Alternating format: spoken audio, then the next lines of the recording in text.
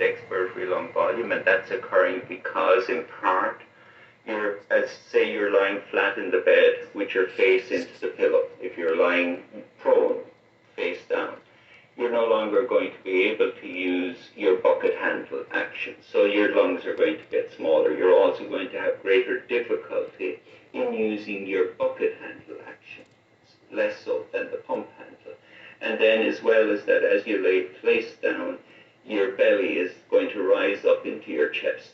And so your diaphragm rises. So the lungs get smaller, and that is what we see here. So in anybody who is turned prone, you see that the lung volumes will on average go down by about 24% by simply turning them prone. So with that, when you're getting the smaller lung volumes, you're getting less reserves, and you're also going to affect the hypopharynx.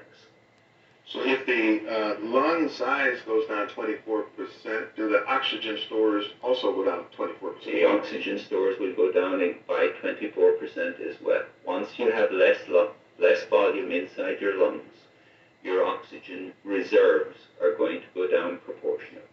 Is it absolutely 24%? No, I mean, again, in physiology, the way we do things is we look at what is the average change that happens when we do experiments. But in biology, there's always a certain amount of biological variation.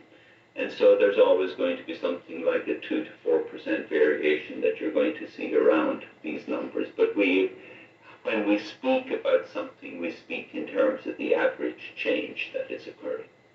So is a 24% reduction significant in the case of Mr. Floyd? Yes, it's extremely important because of the factors that we're dealing with.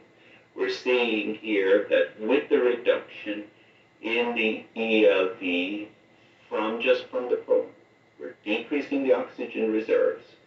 We're also affecting the size of the opening of the hypopharynx, because as the ELV goes down, you're getting a proportional reduction in the size of that. And in addition, when you're turned prone like this, your work of breathing goes up because the stiffness of your lungs changes and the stiffness of your chest wall changes.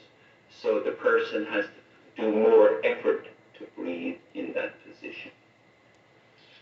So the hypopharynx is linked to the size of the lung, that is the size of the hypopharynx? Yes.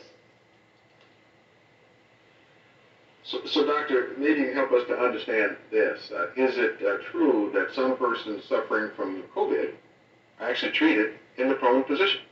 Absolutely. Why is that?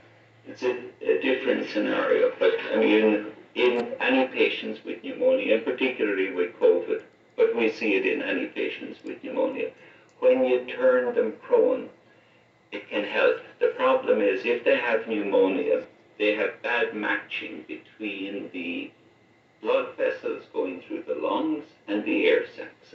We saw the movie at the beginning where you saw the alveoli and you saw all those blood vessels surrounding the bunch of grapes. In people who have pneumonia, COVID, whatever, that matching is going to be very bad, and that's what leads to the worse oxygenation in those patients.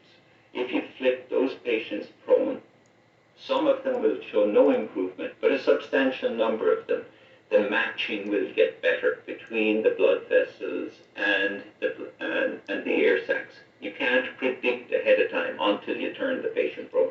You're not going to know which ones are going to do better, but some of them do. And so this is why prone has been very, very good. COVID, but that is still with pneumonia applied to people with normal lungs. It's not happening. So Dr. Tobin, also a lot of people sleep in the prone position. Yes. Is that dangerous? No, because again, for the average person, you have so much reserves. So I mean, for a drop of 24% for you, it's not going to have any impact because you have a huge amount of reserve. It's not going to matter. But if you have somebody who drops the lung volume by 24%, and then that person is going to have to cope with the knee on the neck, and is going to have to cope with having the arms pushed up and